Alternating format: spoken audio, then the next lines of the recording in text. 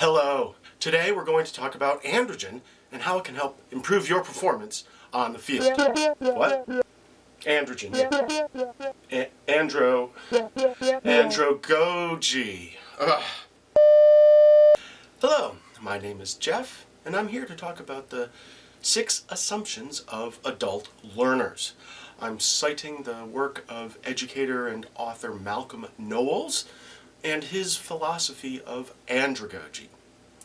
At the risk of overgeneralizing, children are different from adults. Obvious, but so often our educational processes don't acknowledge these differences. And so Knowles created his philosophy of andragogy and the 6 assumptions so that instructors and course designers can tailor their classes for their audience. So I, later on, will be making a professional development video targeting adults and using these 6 assumptions. And in this video, I'll explain the 6 assumptions in general and then how specifically I intend to use them in my professional development video to be produced later. So let's take a look at 6 assumptions. In no particular order, here they are. The first one is self-concept. That means that adults are independent. They choose what and when and how they learn. So for my video, I'm going to rely on their sense of professionalism to, in fact, go through the motions of watching and implementing what's going to be in my video. It's not required, it's not like something they ought to do, but their sense of duty to their profession is going to be the draw, building on this concept of this self-awareness, self-determination, self-concept. Prior experience. Adults bring a lifetime of their history to the class. Certainly a 60-year-old brings more than a 20-year-old, but we should acknowledge that people have lived their lives outside of the classroom.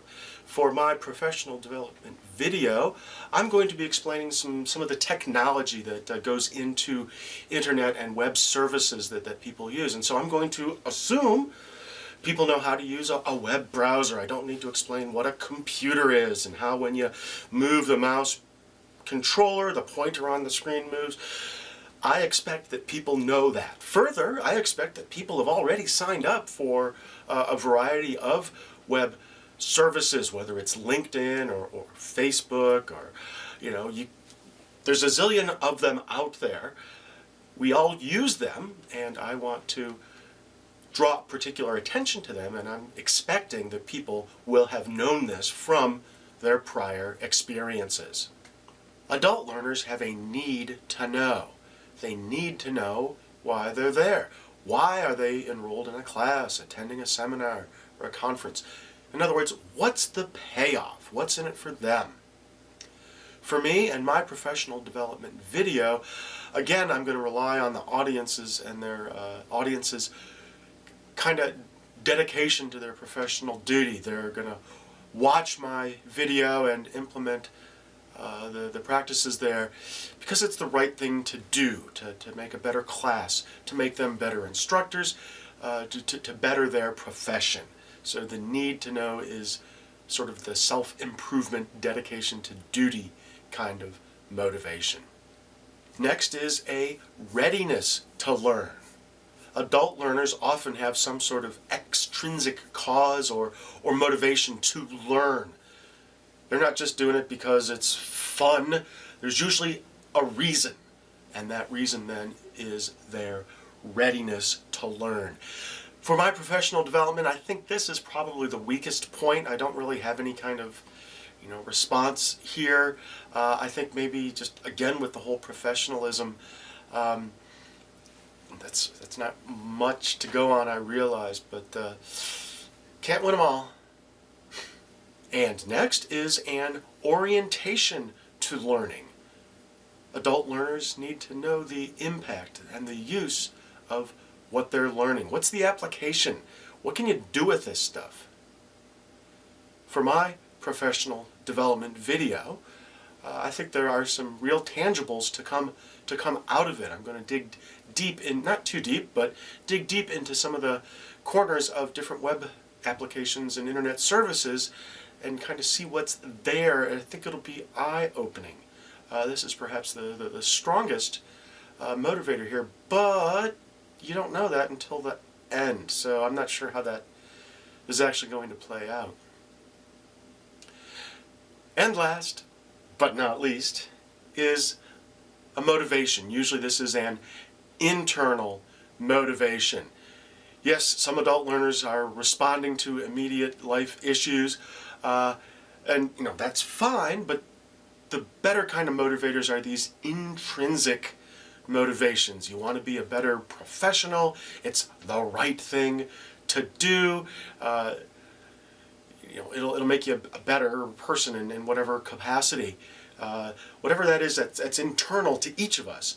Those can be the best kind of motivators, and as instructors, we should try to tap into that, because it's much more powerful than any extrinsic, external kind of motivation.